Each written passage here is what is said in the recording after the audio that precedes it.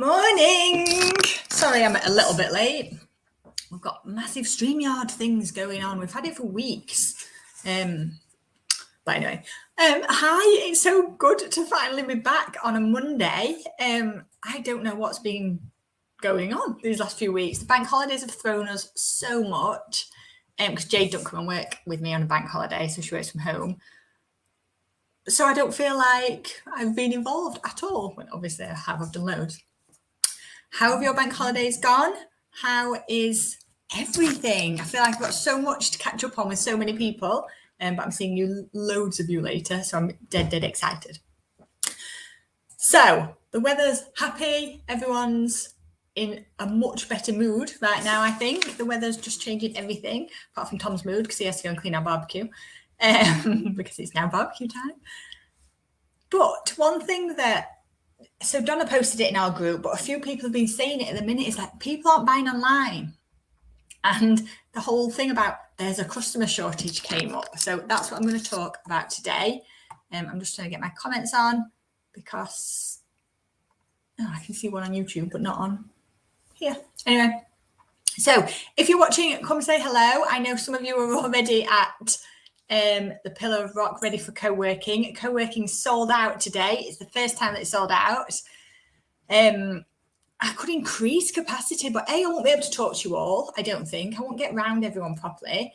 And because we can't reserve tables, if you've not seen my note yet in the group, go look. But because we can't reserve tables, it's really hard to decide to have more people than that because we might get split up anyway. As it is, Sharon and Jade were going for breakfast early today, and Sharon's reserved seats right at the very bottom. But it sounds like she's done this basically by taking off layers of clothes and draping them on seats. So hopefully there's going to be enough of you there so that when I get there, she's fully dressed again, which would be great. Morning, someone. Just see if I can see where you are. If you can tell StreamYard your name above, that's Ace. Let me see. Claire, hello. You could have come to co-working, Claire.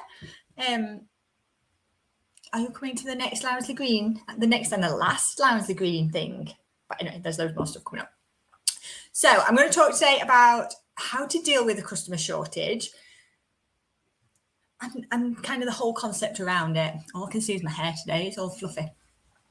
So I want to talk a bit about what to do when you don't have enough customers. So if you are selling online and you're watching this live, drop me some messages about how are you feeling right now in the online sales world, because I feel like I'm having a different experience to lots of you. That's true. Yeah, we're miles away from you, aren't we?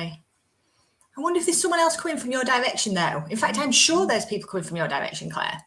We could have a little chat about that. Anyway, so when you don't have enough customers, a struggling customer base can not only hurt your numbers, but it affects your confidence as a business owner. And I feel like that's the thing that's coming through quite a lot from lots of you at the minute, is this idea around when I'm not selling, my confidence drops.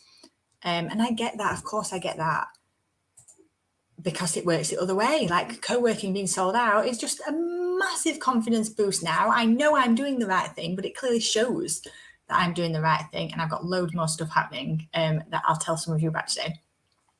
But that affecting your confidence is massive, because it affects your confidence, but then it knocks on to what you're actually doing, to procrastination, to getting off of your path, because you start not believing that what you're doing is ever going to work.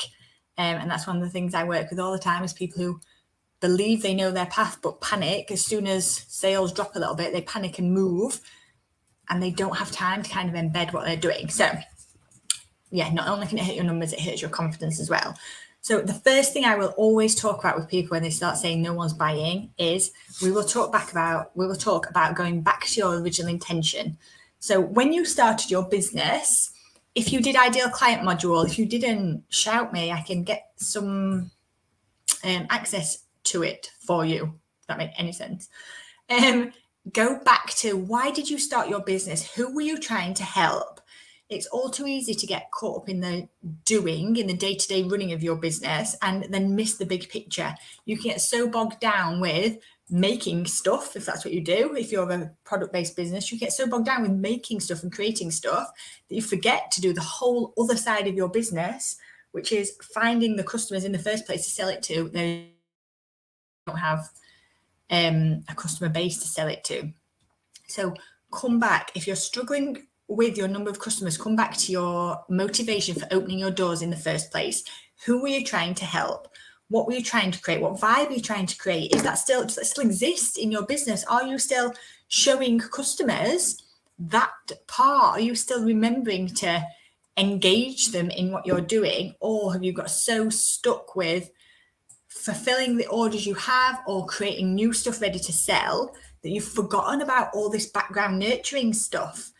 And when I talk about that, I'm talking about everything from kind of talking to your customers through email to making sure your vibe in your Facebook group is still there. Because that's one of the things I know.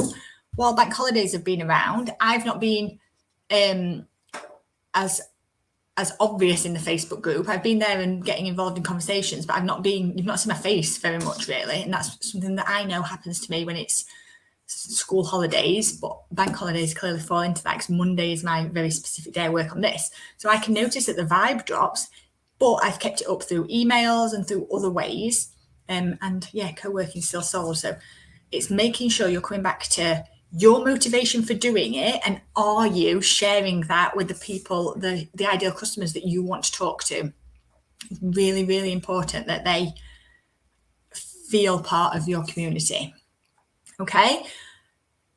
Another thing that I do when I feel like customers are lacking is I go back to kind of my books and my records and my finances, and I have a little look at where it was going good, what I was doing at the points where it was going really, really well. And one of the things I have found this year more than any other year, and something I was always reluctant to do and didn't expect, is that face-to-face networking. And I don't even mean networking, I mean connecting. Face-to-face connecting has changed my business completely. And lots of it's come into how I've ended up working with our local authorities. So I'm running some business stuff with them. But so much of that's come from more face-to-face networking and engaging. And that's been a massive thing in my business, because that's not what I think I like to do until I do it. And then I love it. But I dig back into my books and I look at that. What did I create there that made that sales bump? What is it that I'm doing? Like my strategy day, that creates a nice little sales bump, but I get so much more from it as well. So the people that come on strategy day are usually the people that are in business club, and they're the ones that are engaged with me the most, and the ones that therefore I help the most as well. And it goes around in that big circle of the people that I talk to the most are the people who are my best customers, but also I'm getting the satisfaction, I'm getting the reward from actually helping the people. So come back to this, dig in your books, look at if you created something that sold so well. So say you did a limited edition run of something, or one of your cakes sold just so much better than everything else. Have a look at, can you just recycle that? Can you rework that again? Have a look at where the highs and lows are. Some of the lows sometimes were for things that I thought would do really, really well, but I clearly hadn't listened to my audience. One of the things that I'd missed totally that came up at last strategy day is email newsletters. People want a face-to-face MailerLite training session, a face-to-face one. So that's coming. I just need to tell Jade that we need to set a date for that, by the way, Jade. Yeah. And it won't be on a Monday, by the way, because I just don't have any Mondays. So we'll be doing a face-to-face MailerLite little mini training session. But that's something I could easily have missed, but everybody said it at strategy day. So it's starting to look at what you've done in the past that you could replicate again, that you know worked well. Is this still you, Claire? Yes. Hi. I feel people are tired of the online space and relish face-to-face now. I do love both, but I've been doing a free drop-in for people with ADHD, and people are just saying that they want connection face-to-face.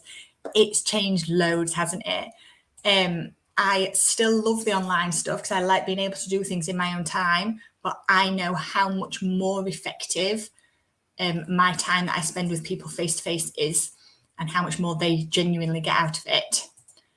Morning. So Donna's already helping Sharon put her clothes on. Who's there, Donna? How many are there yet? Is it you, Jade, and Sharon? Has anyone else arrived yet? Jade's just messaged me to say she's watching on your phone because I've frozen with my mouth very wide open on hers, which is generally my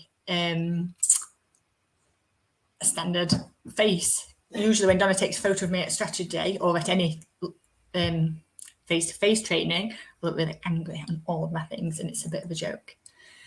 Yeah, I need both, Claire. There's lots that I can get out of face-to-face that it just doesn't happen online. But I love having the library of training that's in business club, so you can do the training in your own time when it fits. But the face-to-face stuff, it's just so much more motivating as well. And it turns into group coaching. You get stuff from other people. Morning. Let me see. Oh, Sarah, hi. Nice to see you on here. It's fine if you're late, you can watch on replay, but most of it's just me chattering anyway. We've got lots of people on live today as well. So what's different today? Is everyone just excited to be back? Because some Mondays, there's not many of you live and you watch on replay. So anyway, I'll go back and look at the stuff that worked for me in the past. Another really important thing, and again, as a very busy small business owner, we can forget to look at, I'm going to say quality control, but I kind of mean the experience the customer has with us, the customer journey. God, I've got so many people. Hi, Anisha. Oh, I'm so sad. You aren't booked on co-working, so I didn't think you were coming. How lovely. And how lovely I'm meeting Sharon. See, this is one of the beautiful things about the face-to-face stuff is you all start connecting with each other as well. And it's just gorgeous to watch. I can talk to you and you're like, oh, I met with whoever yesterday. And it's just fab. And when I talk about my wise watching women grow, watching those connections, it's magic. It's just fabulous. So put it in your diary to watch. Oh, good. I'll try and stop jabbering then because this is where it all goes. So when I'm talking about customer experience and quality control, when I feel like my customers are declining, I will focus on my current customers and look at what kind of experience they are having with working with me, with buying from me, with engaging with me. What's their experience like? Are the products and services I'm giving them good quality? So is the training good enough? And that's different to these live things because these are very much a live thing. But the modules that are in Business Club, are they good enough? Are they easy to access? So I cocked Business Club up the other week entirely.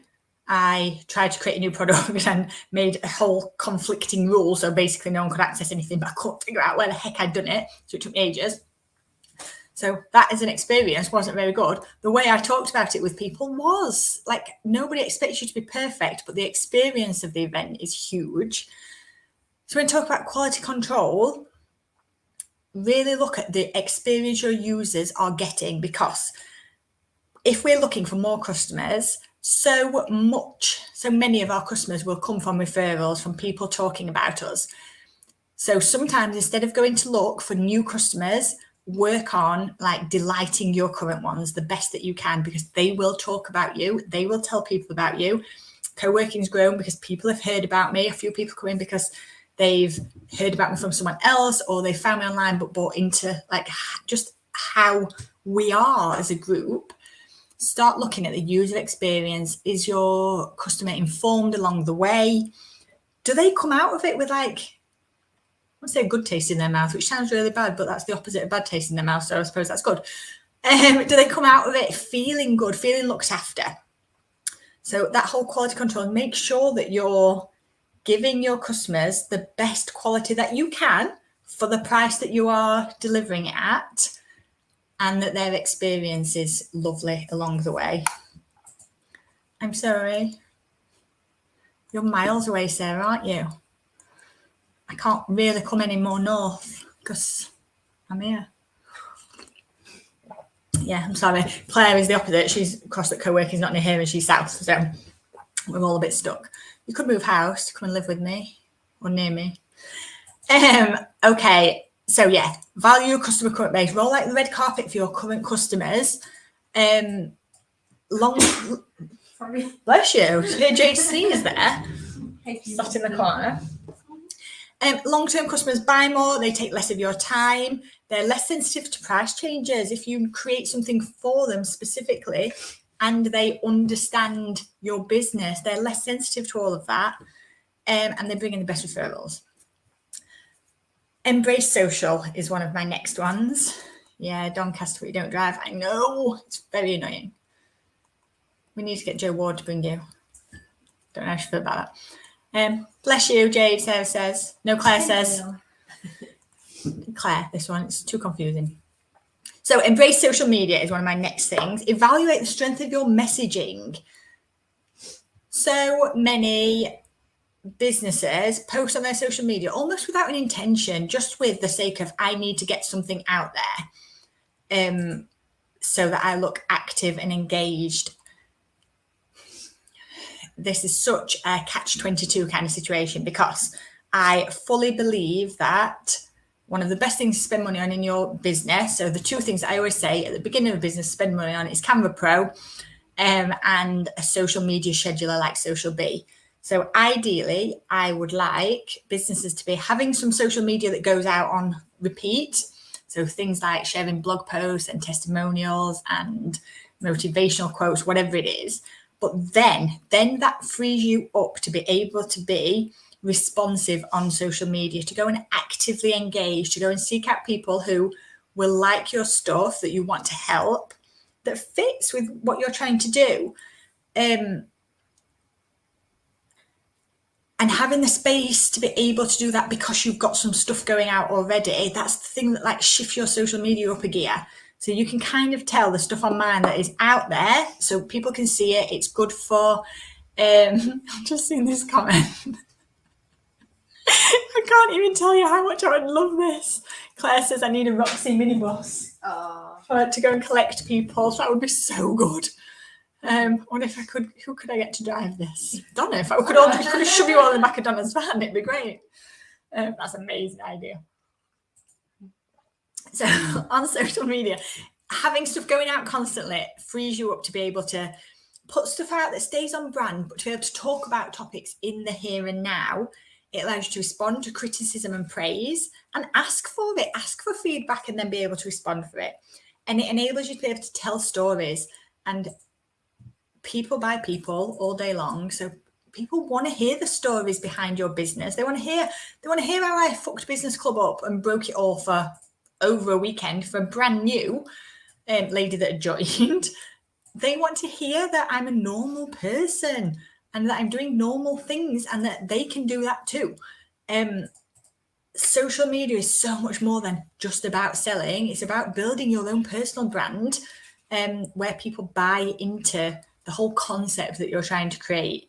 But so much stuff on social media is either just straight selling or just fluff posts, and it's finding that bit in the middle where you're actively engaging people. And it takes time. Please don't underestimate. So I've been running co-working for, is this month 4? I think, yeah. I think this is month 4. And we didn't have one in April because of Easter, because I just couldn't fit it in. This is month 4 and it's taken 4 months to sell out. But that's from a community of like there's 500 odd women in my group. It's finding the right ones that are in the right geographical area that can come on the right day.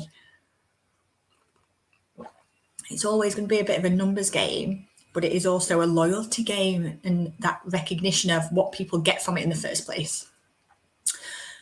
So yeah, embrace social media, but do it well. Like, be social, be actually social. It's the thing that's missing from social media, which is fascinating. Things like offering discounts, or even better, creating loyalty programs. There will be something coming for Business Club when I've fleshed out what I want it to look like. There will be some sort of loyalty stroke affiliate stroke referral program at some point, but I'm not ready to jump into it yet because I've got lots going on and it's all good. I'm doing loads of work right now. But for things like, if your business is one of those that requires new customers and it's not got so much repeat customer ordering, look at promotional deals. You could do a giveaway to share through social email lists. They could sign up for something and get entered into a prize draw for a discount. Really have a look. And again, you can put this stuff in the group and we can help you flesh it out, or you can come to a co-working day or the networking training day and talk about it with us, and we'll give you ideas about like how we would do that. I think when I'm doing this, I often try and think, if I was running this business, what would I do? So yeah, you can create a giveaway to share things on, but a loyalty program, just as much as a stamp my card. There's 2 coffee shops in Clown. One's more expensive than the other, to be fair, doesn't really matter to me. But generally, the one with the loyalty program, which isn't a big chain, really, it's not like a Costa type chain, has a loyalty program. So if I'm going there 3 or 4 times a week, which is what seems to happen right now, I'm going to the one with the loyalty program, because why would I not? It's sort of a similar experience. So start looking at what you could do so discounts. The thing is, discounts pull new customers in and loyalty programs keep them there. So again, when I talked about user experience right back at the beginning, looking at how you tie all of those things together. Anisha, do you recommend adding a few posts about what you're doing outside the house? Yes, but have a point. Or, so yes, but have a point. So you could share your food if you are saying what are you all having for tea, and you're using it specifically as an engagement post, and then you're going to follow it up a few hours later with a sales post. So you're using it strategically to get the algorithm to show it to more people, because the people that commented on what you're having for tea will see the post that you are following up later. If you're just doing it for fun, no, you're kind of diluting your message. So yes, I absolutely back putting posts about like what you are doing outside your business, but you could share so much more about what you're doing inside your business. Like, I don't see on your socials, and it might be just that I don't see socials where you're baking a cake. Like, today I'm doing this and showing me you like arm deep in batter. I don't see that stuff. So there's still so much more that you could be showing.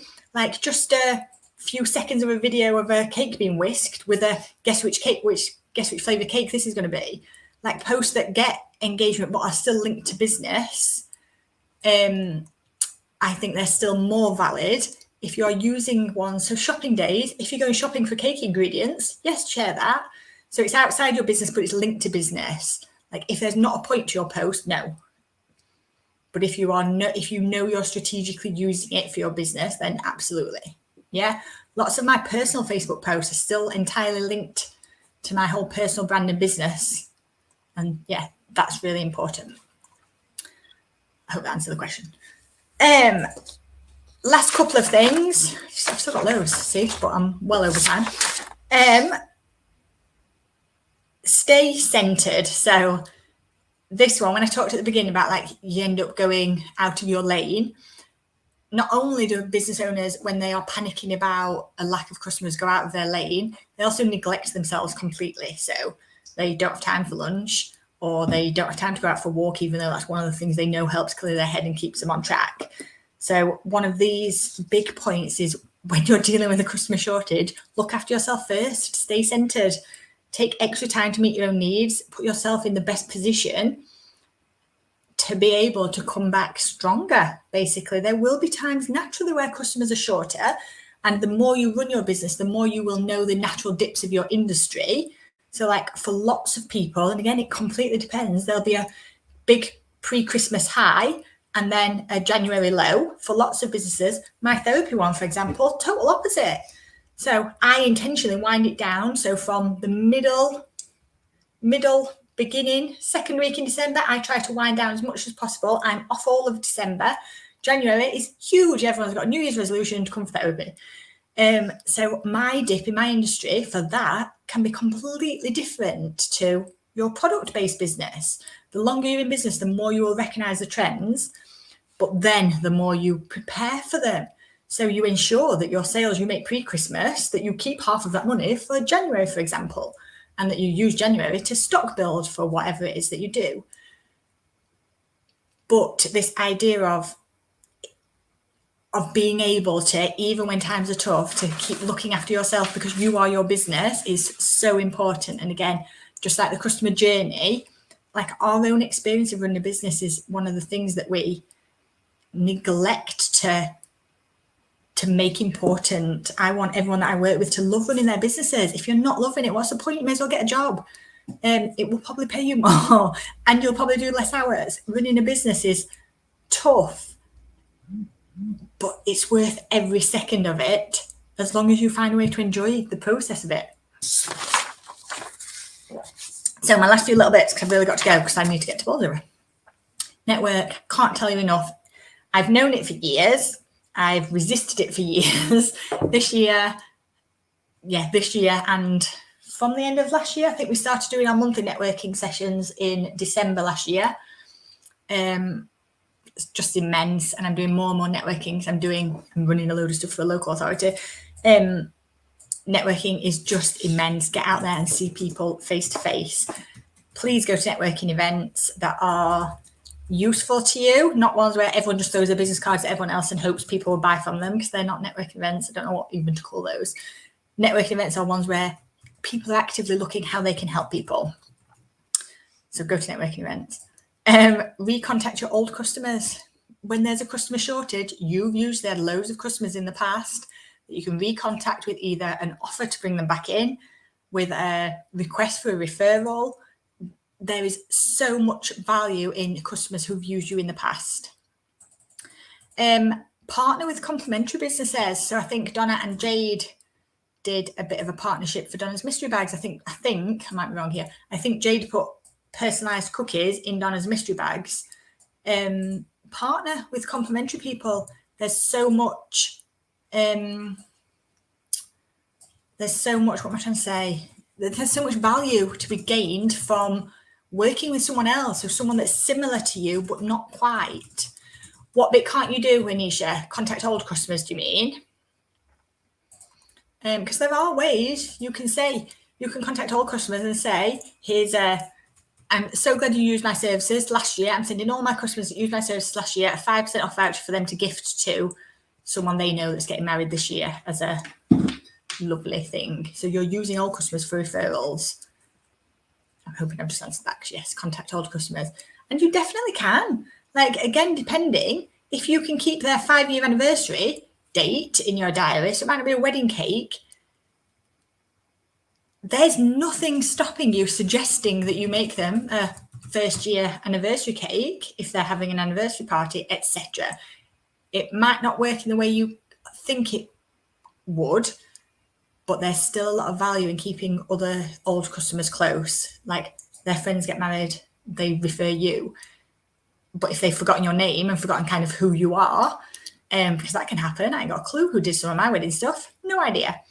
But if they've forgotten about you, they can't possibly refer you. They might try and find you on social, but most people can't be bothered. Keeping in touch with clients, even if it's just a nice email saying happy first anniversary. Maybe if you can go stalk them on social and check they're still married. But there's stuff that you can do to keep in touch with all customers. So yeah, partner up with people. There's lots and lots of ways. Like, I run masterclasses. Come and ask me if you can run a masterclass. Partner up and get some of your expertise out there. There's loads of ways that you can try to pull in other people's clients, but in a really complimentary way. We're not taking clients off of people. And then the last thing I'll talk about is get some reviews. If if everything's a bit quiet for you, use a bit of time to go out and get some reviews. And then share them like heck. People really, really love word of mouth stuff, and they really love seeing other people. It's one thing I still don't have on my own website. It's one of the things that I'll be getting Tom to work on soon, is I don't have testimonials on my website at all, but I promise that they are coming. But they're all over my social. You can see them on Facebook. They're everywhere. Oh, it's all right. Anisha just asked when next co-working session is. I've crashed everything. I'm just going to try and post it in the comments. But yeah, they book up.